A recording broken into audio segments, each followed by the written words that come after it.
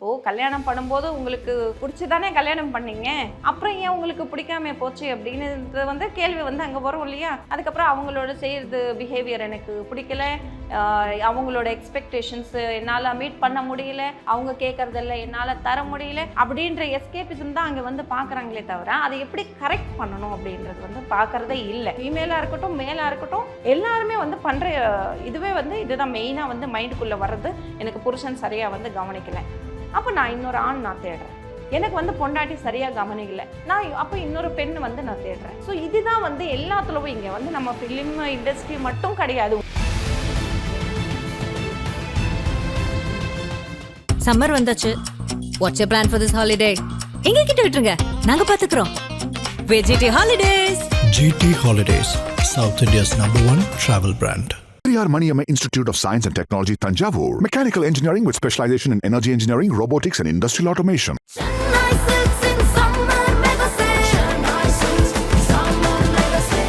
The Chennai Silks in Mega Summer Sale. வணக்கம் ma'am. வணக்கம். அதிகமாக இப்போ இந்த சினிமா துறையாக இருக்கட்டும், நம்ம பக்கத்து வீடுகளில் குடும்பங்களில் எல்லாத்துமே பார்க்க நல்லா வாழ்ந்துட்டு இருந்தாங்கப்பா, திடீர்னு எவனோ பிரிஞ்சுட்டாங்க அப்படிங்கிற நம்ம ஐஸ்வர்யா, தனுஷாக இருக்கட்டும், ஜிவி பிரகாஷ், அவங்களோட இப்போ ஜெயரவி அப்படின்னு நிறைய பேரை பார்த்துருக்குறோம். ஏன் இந்த டிவோர்ஸ் அப்படிங்கிறது அதிகமாக வர காரணம்? சினிமா துறையாக இருக்கட்டும், இது நம்ம மற்ற துறையாக இருக்கட்டும். காரணங்கள் அப்படின்னு சொல்லி பார்த்தோன்னா மெயினாக ரெண்டு பேருக்கான ஒரு தனிப்பட்ட முறையில் டைம் இல்லை ஒன்று. ஸோ இன்னொன்று அன்பாக பேசுகிறது குறைஞ்சிருக்கும். அன்பாக பேசலைன்னா அது என்ன ஆகும்னா அவங்களுக்குள்ளவே என்கிட்ட அவர் அன்பாக நடந்துக்கல, என்கிட்ட அவன் அன்பாக நடந்துக்கல, நான் பிடிக்காது அப்படின்றது அவங்களே அந்த கம்பேரிசன் கொண்டு வந்துடுறாங்க. ஸோ இன்னொன்று அவுட் சைடு பார்த்திங்கன்னா ரொம்ப அன்பு காமிக்கிறாங்க. பொண்டாட்டியோட இன்னொரு ஃபீமேல் யாரோ எனக்கு நிறைய அன்பு கொடுக்குறாங்கன்னா அப்போ எப்படி யோசிக்கிறாங்கன்னா அவங்க ஓகே நான் வெளியில் இருக்கிற சந்தோஷத்தை தேட போகும்போது இங்கே இருக்கிற சந்தோஷம் என்ன ஆகும்னா அப்படியே டவுன் ஆகிடும். ஏன்னா இவங்களுக்கு ஒரு ஹாப்பினஸ்ன்றது இல்லையே. நீங்கள் அங்கே நீங்கள் ஓடி போய்ட்றீங்க, பட் இவங்களுக்கு என்ன வீட்டில் தானே இருக்காங்க. ஸோ இவங்க என்ன வெயிட் பண்ணுறாங்கன்னா என் புருஷன் என்கிட்ட டைம் ஸ்பெண்ட் பண்ணணும். That is the main reason mechanical லைஃப்பில் ஓடுறாங்க. இன்னொன்று ஸோ ஒர்க்கு பிளேஸில் இருக்கிற ப்ரெஷர் கொண்டு வீட்டுக்குள்ளே காமிக்கிறாங்க. இன்னொரு ரீசன் ஸோ வீட்டுக்குள்ளே நடக்கிற சின்ன சின்ன விஷயங்கள் 4 பேர்கிட்ட சொல்கிறது, அது எப்படி ஆகும்னா அவங்களுக்குள்ளே ஒரு ஹர்ட்டாக எடுத்துக்கிறது. திருப்பி இது எனக்கு சரிப்பட்டு வராது, இந்த ரிலேஷன்ஷிப்பு நம்ம பிரிஞ்சிடலாம் அப்படின்ற ஒரு டெசிஷனுக்கு போகிறோம். இதோடையே சேர்த்து இந்த செக்ஸுவல் ப்ராப்ளம் இருக்குது அப்படிங்கிற மாதிரி உள்ள குடும்பங்களையும் நம்ம பார்த்துருக்கோம்ல. அவங்களுக்கு நம்ம என்ன சொல்ல விரும்புகிறோம்? அவங்க அப்படி கண்டினியூ பண்ணலான்றாங்களா இல்லை டிவோர்ஸ் பண்ணுறது நல்லதா? அது எப்படி? செக்ஸுவல் ப்ராப்ளம் அப்படின்றது அவங்களா க்ரியேட் பண்ணிக்கிறது தான் நான் சொல்லுவேங்க. இப்போது கல்யாணம் பண்ணும்போது உங்களுக்கு பிடிச்சிதானே கல்யாணம் பண்ணீங்க, அப்புறம் ஏன் உங்களுக்கு பிடிக்காம போச்சு அப்படின்னு கேள்வி அங்கே வரும் இல்லையா. அதுக்கப்புறம் அவங்களோட செய்கிறது பிஹேவியர் எனக்கு பிடிக்கல, அவங்களோட எக்ஸ்பெக்டேஷன்ஸ் என்னால் மீட் பண்ண முடியல, அவங்க கேட்குறதெல்லாம் என்னால் தர முடியல அப்படின்ற எஸ்கேபிசம் தான் அங்கே பார்க்குறாங்களே தவிர அதை எப்படி கரெக்ட் பண்ணணும் அப்படின்றது பார்க்குறதே இல்லை. இன்னொன்று இங்கே நம்ம இங்கே காடு நம்ம கொஞ்சம் கொண்டு வரலாம். ஆக்சுவலி பார்த்திங்கன்னா இப்போ திருப்பதி பெருமாள் இருக்கார். ஸோ அவருக்கு ராமதாஸ் பார்த்திங்கன்னா அவர் நித்திய கல்யாணம் பண்ணுறாங்க. ஒரு ஏன் பண்ணுறாங்க அப்படின்னு சொல்லி பார்த்தீங்கன்னா அவரே ஒய்ஃப் மேலே கோச்சிக்கிட்டாங்கன்னு சொல்லிட்டு ஒய்ஃப் மலை இறங்கி வந்துடுறாங்க. அப்போ எப்பவுமே ஒய்ஃபு புதுசாக தான் பார்க்கணும் அப்படின்னா என்ன பண்ணலாம் அப்படின்னா நித்திய கல்யாணன்றதே அங்கே கொண்டு வந்தது அதுதான் ரீசன். அப்போ தான் டெய்லி ஒய்ஃபை புதுசாக தான் பார்க்க ஆரம்பிச்சிடுவாங்க. அப்போ அன்பு அப்படியே குறையாமே இருக்கும் அப்படின்றது. இந்த கான்செப்ட் ஏன் சொல்கிறேன்னா இங்கே எல்லா ஆண்களுக்கும் நான் சொல்கிறது, மனைவி எவ்ரிடே நீங்கள் புதுசாகவே ஆரம்பிங்க, புதுசாக பார்க்க ஆரம்பிங்க. ஸோ அவங்க பழைய பொண்டாட்டியாக நீங்கள் பார்க்காதுங்க. அதே மாதிரி சேம் இதுதான் ஒய்ஃபுக்கு நான் சொல்கிறேன். புருஷன் தானே. ஸோ அவருக்கான அன்பு நீங்கள் கொடுக்குறீங்களா முதல்லன்றதை பார்க்கணும். நீங்கள் உங்களோட எனக்கு டயர்டாக இருக்குது, என்னால் எதுவுமே பண்ண முடியல, எனக்கு வீட்டு வேலை இருக்குது, நான் அங்கே போகணும் இங்கே போகணும், இது எவ்ரிபடி ஃபேஸ் இட், நீங்கள் மட்டும் கிடையாது. எவ்வளோ ஒர்க்கு இருந்தாலும் உங்களோட புருஷனுக்கிட்ட நீங்கள் டைம் ஸ்பெண்ட் பண்ணுறது உங்களோட ரெஸ்பான்சிபிலிட்டினே சொல்லலாம். நீங்கள் ரெஸ்பான்சிபிலிட்டியாக இல்லைன்னா அப்போ அடுத்த எங்கேயோ தேடுறதுக்கு தானே போவாங்க. இந்த அன்பு எனக்கு கிடைக்கலைங்க, எனக்கு அன்பு வேணும். அப்போ எங்கே அன்பு வருதோ நான் அங்கே போகிறேன். இதுதான் எல்லா இடமே, ஃபீமேலாக இருக்கட்டும் மேலாக இருக்கட்டும் எல்லாருமே வந்து பண்ணுற இதுவே வந்து இதுதான் மெயினாக வந்து மைண்டுக்குள்ளே வர்றது. எனக்கு புருஷன் சரியாக வந்து கவனிக்கலை, அப்போ நான் இன்னொரு ஆண் நான் தேடுறேன். எனக்கு வந்து பொண்டாட்டி சரியாக கவனிக்கலை, நான் அப்போ இன்னொரு பெண் வந்து நான் தேடுறேன். ஸோ இதுதான் வந்து எல்லாத்துலவும் இங்கே வந்து நம்ம ஃபிலிம் இண்டஸ்ட்ரி மட்டும் கிடையாது, ஓவரால் என்டையராக வந்து பார்த்திங்கன்னா இதுதான் நடக்குது. எல்லாத்துடையுமே ஏன் ஃபிலிம் இண்டஸ்ட்ரியில் அதிகமாக நடக்க காரணம் என்ன? இங்கே வந்து ஃபிலிம் இண்டஸ்ட்ரி வந்து ஹைலைட் பண்ணுறாங்க நிறைய. ஏன்னா ஃபோக்கஸ் வந்து ஃபிலிம் இண்டஸ்ட்ரியில் இருக்கிறவங்களுக்கு அவங்க நிறைய நேமிங் இருக்கலாம், நிறைய இது இருக்கலாம். அப்போ வந்து அவங்களுக்கு பிரபலமாக இருக்கிறதுனால ஈஸியாக வந்து ரீச் பண்ணுறாங்க. இப்போது இது இல்லாமலே வந்து நிறைய வந்து பார்த்திங்கன்னா பூர் பீப்புளாக இருக்கட்டும், அவுட் சைட் நீங்கள் சொசைட்டியில் பார்த்தீங்கன்னா நிறையவே நடக்குது இந்த விஷயங்கள், நிறைய வெளியில் தெரியல அப்படின்றத சொல்லலாம். இப்போ நியூஸுன்னு வரும்போது பார்த்திங்கன்னா இப்போ ஃபிலிம் இண்டஸ்ட்ரியில் எது நடந்தாலும் ஈஸியாக வந்து அதை ரீச் பண்ணுறீங்க. அது வந்து நீங்கள் வந்து சோஷியல் மீடியாவிலவும் நீங்கள் வந்து இமீடியட்டாக அதான நியூஸ் எல்லாமே வந்துடுது. பட் எங்கேயோ நடக்கிறது நான் சொல்கிறேன், இப்போ தெருவில் எங்கேயோ நிறைய பேருக்கு இதே பிரச்சனை ஃபேஸ் பண்ணிகிட்ருக்காங்க, அதெல்லாம் ஏன் மீடியாவில் வரல? இது மீடியாவில் வர்றதுனால தான் ஃபிலிம் இண்டஸ்ட்ரியில் வருதுன்னு சொல்கிறோமே நம்ம. பட் நான் ஃபிலிம் இண்டஸ்ட்ரியில் வந்து நிறைய பிரச்சனைகள் இல்லாமல் இருக்கிறவங்க இருக்காங்க இல்லையா? So not everybody getting it. இப்போ நீங்கள் பேசுகிறதுலேருந்து பார்த்தா இப்போ டிவோர்ஸ் விவாகரத்து வந்து நீங்கள் எதிர்க்கிறீங்க, அது வேண்டாம் அப்படிங்கிற மாதிரி அந்த தாட். ஆனால் விவாகரத்துங்கிறது இப்போ உள்ள காலங்களுக்கு தேவை தானே மேம்? ஒருத்தர் பிடிக்கலை அப்படிங்கிறப்ப அது சட்டத்திலேயே ஒன்று கொடுக்குறாங்கல்ல, வேற உங்களுக்கு பிடித்த வாழ்க்கையை நீங்கள் தேர்ந்தெடுக்கணும், கை கொடுத்து செகண்ட் பண்ணி பிரிஞ்சவங்களாம் இருக்காங்க. ஜிவி பிரகாஷ் சைந்தவி வந்து விவாகரத்து பண்ணிட்டு 2 பேரும் ஒரே கார்லேயே வீட்டுக்கு போனாங்க. ஓகே, நான் என்ன சொல்கிறேன், இது மியூச்சுவல் தானே அது. இது ஏன் நம்ம இப்படி வெறுக்கிற மாதிரி பார்க்கணும்னு கேட்குறேன் நான். ரொம்ப ரேர் கேசஸில் செகண்ட் லைஃப் சூஸ் பண்ணுறவங்க ஹாப்பியாக இருக்காங்க. எனக்கு ஃபஸ்ட்டு லைஃப் வேண்டாம் செகண்ட் லைஃப் வேணும்னு போனவங்க தேர்ட் லைஃபுக்கு போக மாட்டாங்கன்றது என்ன கேரண்டி இருக்குது? இது வந்து போயிட்டே தான் இருக்கும். அதுக்கு ஏதாவது எண்ட் இருக்கா? நீங்கள் இங்கே குழந்தைங்களே நீங்கள் பெற்று எடுத்துட்டீங்க, வேண்டான்னு சொல்லி திருப்பியும் டைவர்ஸ் பண்ணுறீங்க, திருப்பி இன்னொரு மனைவி நீங்கள் வந்து இன்வைட் பண்ணுறீங்க, அங்கேயும் கல்யாணம் பண்ணுறீங்க, இல்லை அங்கே குழந்தை பெற்றுக்கிறீங்களோ இல்லையோ, பட்னா அந்த மனைவி கூடவும் உங்களுக்கு மிஸ் அண்டர்ஸ்டாண்டிங் வரும்போது இந்த மனைவி எனக்கு வேண்டாம், நான் இன்னொரு மனைவி தேடுறேன். அப்போ அங்கே வந்து ஏதாவது ஒரு ஸ்டாப் இருக்கா, பேரிகேடு இருக்கா? இல்லையே. நான் என்ன சொல்கிறேன், இருக்கிற வாழ்க்கையில் வந்து நீங்கள் வந்து எது கரெக்ட் பண்ணால் உங்களால் வந்து ஃபுல்லாக வந்து ஹாப்பியாக வாழ முடியும்ன்றதை ஃபஸ்ட்டு நீங்கள் ஐடென்டிஃபை பண்ணணும். நான் என்ன கேட்குறேன், இப்போ விவாகரத்து என்னமோ நமக்கு இப்போ வந்த மாதிரி இல்லை, இது அரசர் காலத்தில் இருந்தே இருந்திருக்கு.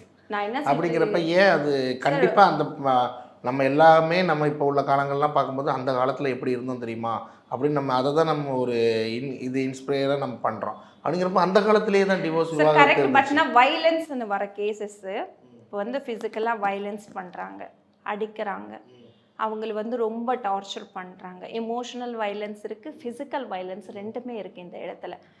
ரொம்ப வைலன்ஸுக்காகவே கல்யாணம் பண்ணி வைலன்ஸ் பண்ணுறாங்க அப்படின்னும் போது தெரியும் போது நீங்கள் விவாகரத்து வாங்கிக்கலாம். ஓகேங்களா? அது 100% இட் இஸ் ஓப்பன். பட் ஆனால் இங்கே என்னன்னா அது தாண்டி சின்ன சின்ன விஷயங்களுக்கே இப்போ வந்து பார்த்திங்கன்னா டைவர்ஸ் பெருசாக இருக்காதுங்க. நிறைய கேசஸ் நான் பார்க்கும்போது இந்த 2 பேரும் உட்கார வச்சோன்னா கொஞ்சம் நேரம் சண்டை போடுவாங்க, நீங்கள் முன்னாடியே சண்டை போடுவாங்க. அதுக்கப்புறம் எங்கே கரெக்ட் பண்ணால் சரி ஆகுன்ற கேள்விகள் வந்து நீங்கள் ஹஸ்பண்ட் அண்ட் ஒய்ஃபாக வந்து இப்போது இந்த ஒய்ஃப் எனக்கு வேணும்னு ஏன் சூஸ் பண்ணீங்க? அவங்களோட அழகை பற்றி சூஸ் பண்ணிங்களா, அவங்களோட உள்ளுக்குள்ளே இருக்கிற மனசை பற்றி சூஸ் பண்ணிங்களான்றதை நம்ம பார்க்கணும். இங்கே நீங்கள் வந்து ஜஸ்ட்டு ஃபோட்டோ பார்த்தேன் நான் அதனால எனக்கு பிடிச்சிருந்தது நான் கல்யாணம் பண்ணிட்டேன் கிடையாது. பிஃபோர் மேரேஜ் ஒரு கவுன்சிலிங் போயிட்டு 2 பேரோட ஹார்ட் வந்து மனசு வந்து ஒரே மாதிரி ஈக்குவலாக இருக்கா அப்படின்றது வந்து பார்த்துக்கணும். அப்படின்னா எப்படி மேடம் அது பார்க்க முடியும் அப்படின்னு சொல்லி கேட்டிங்கன்னா 2 பேரும் ஓப்பனாக பேசணும். ஸோ உங்களோட இஷ்டங்கள் என்ன, என்னோட இஷ்டங்கள் என்ன, கல்யாணம் பண்ணதுக்கப்புறம் என்ன எல்லாம் பண்ணலாம், ஓகே, அண்ட் ட்ரூத்ஃபுல்லாக இருக்கணும். ஸோ அங்கே உண்மை இல்லாமல் போய் சொல்லி கல்யாணம் பண்ணிங்கன்னா கல்யாணத்துக்கு அப்புறம் நிறைய பிரச்சனை வந்து தான் ஆகும். மேரேஜுக்கு முன்னாடியே அதுக்கான வந்து தீர்வுகள் எல்லாமே நீங்கள் எடுத்துகிட்டு எது பண்ணால் நல்லாயிருக்கும், எப்படி பண்ணலாம், இது எல்லாமே சரி பண்ணிவிட்டு நீங்கள் மேரேஜ் பண்ணிக்கோங்க. ஒரு கைடன்ஸ் எடுத்துக்கணும். ஓகேங்களா? ஒரு குழந்தை பெற்று எடுக்கலான் இருக்கும், அதுக்கான ஒரு கைடன்ஸை எடுத்துக்கணும். இல்லை ஒரு மேரேஜுக்கான கைடன்ஸ் வந்து எடுத்துக்கணும். இது எல்லாமே பண்ணிவிட்டு நீங்கள் அதுக்கப்புறம் வந்து என்டர் ஆகுங்க. ஏன்னா இந்த மனிதனோட புரிதல்னு ஒன்று இருக்குது. ஓகேங்களா? ஸோ அவங்களோட மென்டாலிட்டி வந்து ஈக்குவலாக நம்மளுக்கு செட் ஆகுமா? இப்போ டிவோர்ஸ் அப்படிங்கிறப்ப கோர்ட்டே அவகாசம்லாம் கொடுக்குறாங்க. அந்த டைமில் அவங்க எப்படி யூஸ் பண்ணிக்கணுன்றீங்க? கோர்ட்டே இப்போ அதுதான் சொல்கிறேன், கோர்ட்டு வந்து எல்லாமே சொல்கிறாங்க அவங்க, நீங்கள் இது பண்ணிக்கோங்க அது பண்ணிக்கோங்க. பட் அது வந்து தப்பாக தான் மக்கள் வந்து யோசிக்கிறாங்கன்றதை தான் நான் சொல்லுவேன். கோர்ட்டு சொல்கிறதுக்கும் இவங்களோட செய்யறதுக்கு அது என்ன சொன்னாலும் ஓகே இது நம்ம கொடுத்துடலாம், இப்படி வைலன்ஸ்ன்னு சொல்லி போட்டுடலாம், வைஃப் இப்படி வைலண்ட் பண்ணுறாங்கன்னு சொல்லி ஒரு சர்டிஃபிகேட் வாங்கி கூட நம்ம இது பண்ணிடலாம். ஸோ இப்படியெல்லாம் வந்து ஷார்ட்கட்டாக வந்து, ஏன்னா அந்த நேரத்தில் அவங்களுக்கு அந்த பொண்டாட்டி வேண்டாம், திருப்பி ஏதாவது அடிப்படுவாங்க பார்த்தீங்களா, அப்போது ஃபீல் பண்ணுவாங்க நான் வந்து ஒரு நல்ல பொண்டாட்டியும் வந்து நான் மிஸ் பண்ணிட்டேன் அப்படின்றது வந்து எப்போ தெரியுமா அடிப்படுறாங்க பார்த்தீங்களா, அப்போ தான் ரியலைஸ் பண்ணுவாங்க தவிர இந்த நிமிஷத்தில் அவங்க ரியலைஸ் பண்ணுவாங்க. அந்த கன்ஃபியூஷன்ற ஒரு ஸ்டேட் இருக்குது. சில பேர் கன்ஃபியூஷனில் இருக்கும்போது எந்த முடிவும் எடுக்கக்கூடாது, அப்படி எடுத்துடுறாங்க.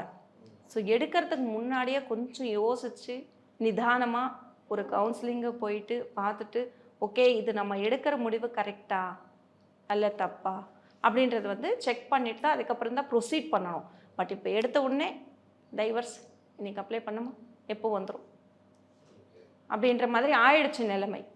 இறுதியாக மேம் இப்போ டிவோர்ஸ் பண்ணணும் அப்படிங்கிறப்ப கவுன்சிலிங் வந்தாங்கன்னா சின்னதாக நீங்கள் இந்த மாதிரி அட்வைஸ் நீங்கள் குடிப்பீங்கன்னா என்னென்ன குடிப்பீங்க அவங்களுக்கு? ஒரு சின்னதாக ஒரு 5 point.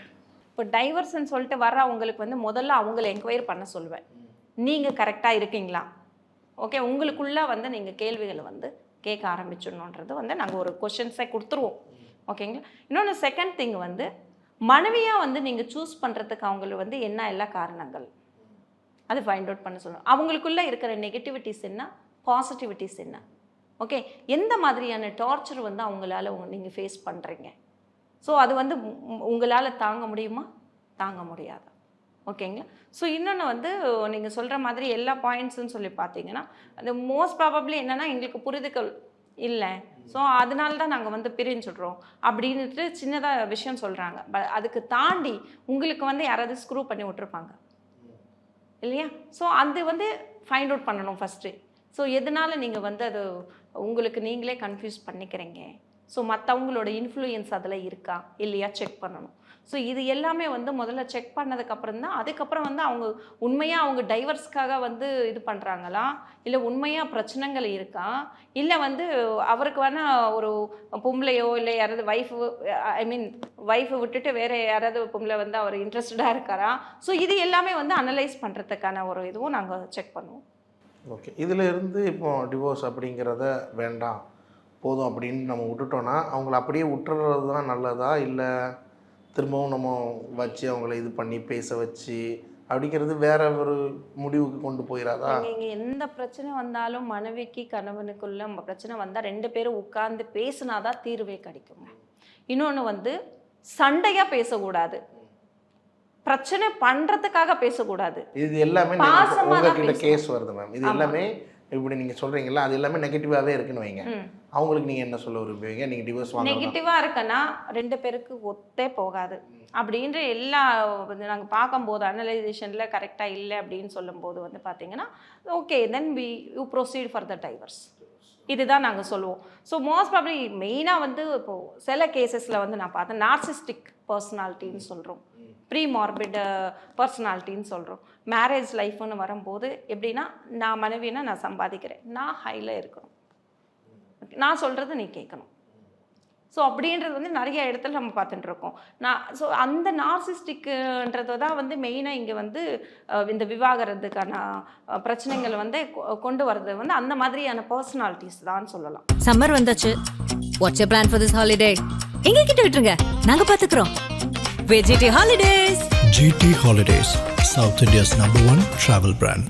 Periyar Maniamma Institute of Science and Technology, Tanjavur. Mechanical engineering with specialization in energy engineering, robotics and industrial automation.